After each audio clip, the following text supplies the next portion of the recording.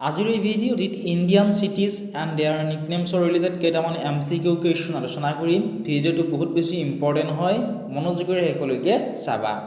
First কুৱেশ্যনটি আছিল which city is known as the silicon valley of India? কোনখন চহৰক ভাৰতৰ চিলিকন ভেলী বুলি জনা যায়? অপশ্যনবোৰ আছিলে বেংগালুৰু, কেৰেলা, কানপুৰ আৰু আহমেদাবাদ। এই চহৰকেইখনৰ ভিতৰত কোনখন চহৰক ভাৰতৰ চিলিকন ভেলী বুলি জনা যায় সুধিছে। বহুত বেছি ইম্পৰ্টেণ্ট কুৱেশ্যন হয়।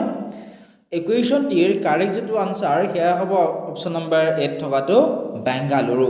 বেংগালুৰু চহৰক ভাৰতৰ চিলিকন ভেলী বুলি জনা যায়। প্ৰশ্ন নম্বৰ 2 চোৱা।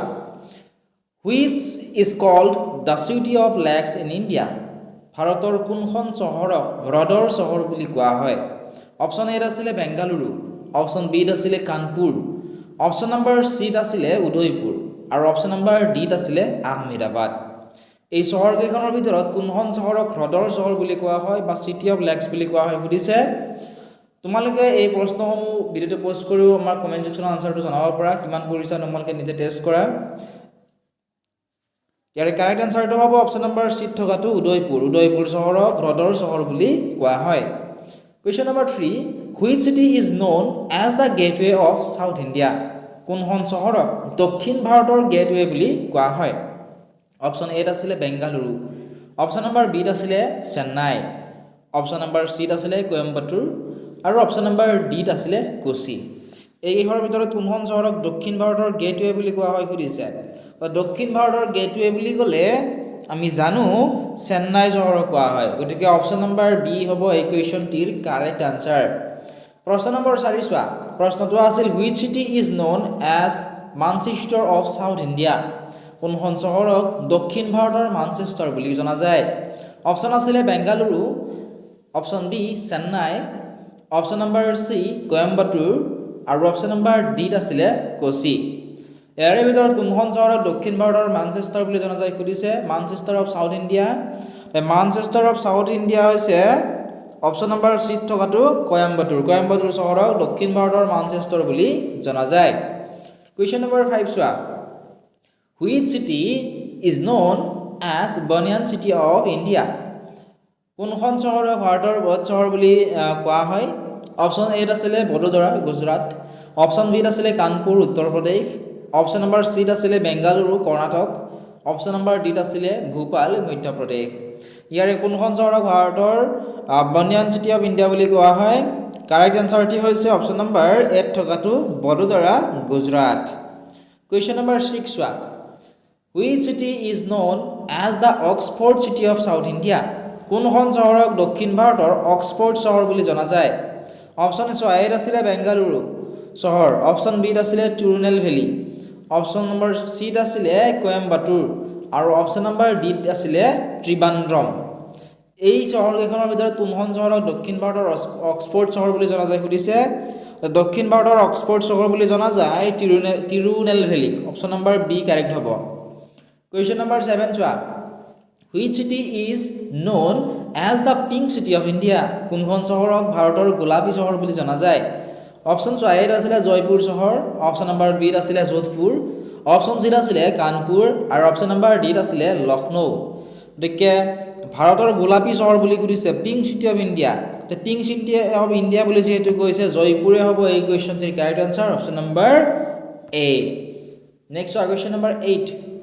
Which city is known as city of blood in India? ভাৰতৰ কোনখন চহৰক তেজৰ চহৰ বুলি কোৱা হয়? অপশ্যন এত আছিলে তেজপুৰ, অপশ্যন নম্বৰ বিত আছিলে কানপুৰ, অপশ্যন নম্বৰ চিত আছিলে লক্ষ্ণৌ আৰু অপশ্যন নম্বৰ ডিত আছিলে জয়পুৰ। ইয়াৰে কোনখন চহৰক তেজৰ চহৰ বুলি কোৱা হয় সুধিছে। তেজৰ চহৰ বুলি কোৱা হয় তেজপুৰক। অপশ্যন নম্বৰ এটো হ'ব কাৰেক্ট। ঠিক আছে। নেক্সট আপা question number 9 which city is known as the city of diamonds? কোনখন চহৰক হীৰাৰ চহৰ বুলি কোৱা হয় সুধিছে। অপশ্যন এত আছিলে চুৰাট, বিত আছিলে কোচি, চিত আছিলে আহমেদাবাদ আৰু অপশ্যন নম্বৰ ডিত আছিলে লক্ষ্ণৌ। হীৰাৰ চহৰ বুলি যিহেতু কৈছে হীৰাৰ চহৰ বুলি কোৱা হয় চুৰাটক। গতিকে অপশ্যন নম্বৰ এটো হ'ব এই প্ৰশ্নটোৰ শুদ্ধ উত্তৰ। প্ৰশ্ন নম্বৰ 10 চোৱা।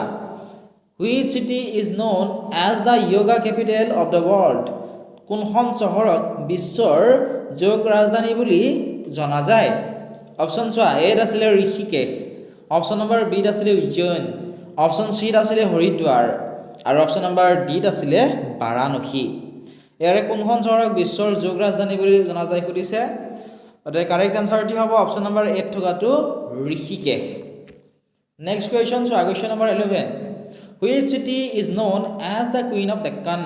কোনখন চহৰক ডেক্কানৰ ৰাণী বুলি জনা যায় সুধিছে অপচন চোৱা এত আছিলে সুৰাট অপচন নম্বৰ বিত আছিলে পুনে অপচন নম্বৰ চিত আছিলে দেহৰাদুন আৰু অপচন নম্বৰ ডিত আছিলে লক্ষ্ণৌ ডেক্কানৰ ৰাণী বুলি জনা যায় পুনে চহৰক গতিকে অপচন নম্বৰ বিটো হ'ব এই কুৱেশ্যনটিৰ কাৰেক্ট আনসাৰ কুৱেশ্যন নম্বৰ 12 চোৱা Which city is known as Queen of Hill Stations?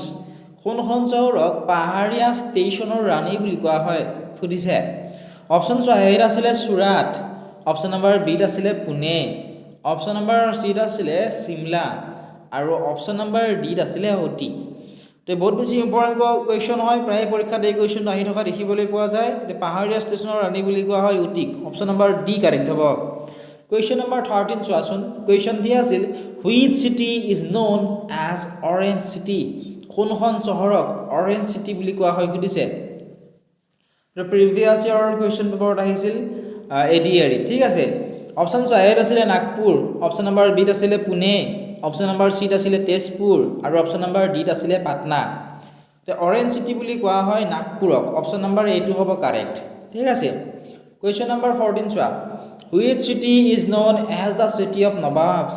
কোনখন চহৰক নবাবৰ চহৰ বুলি কোৱা হয় সুধিছে অপচন চোৱা এত আছিলে নাগপুৰ অপচন নম্বৰ বিত আছিলে কলকাতা অপচন নম্বৰ চিত আছিলে তেজপুৰ আৰু অপচন নম্বৰ ডিত আছিলে লক্ষ্ণৌ ইয়াৰে কোনখন চহৰ নবাবৰ চহৰ বুলি কোৱা হয় সুধিছে ইয়াৰ উত্তৰটো মই তোমালোকক কৈ নিদিও তোমালোকে আমাক কমেন্ট সেকশনত জনাবা সম্পূৰ্ণ ভিডিওটো তোমালোকে পাবলৈ এতিয়াই ডেসক্ৰিপচনত দিয়া লিংকত ক্লিক কৰি এপটো ডাউনলোড কৰা তাত তোমালোকে ফ্ৰী কুৱেশ্যন পেপাৰসমূহ পাবা লগতে কুইজো তোমালোকে খেলিব পাৰিবা এতিয়াই এপটো ডাউনলোড কৰি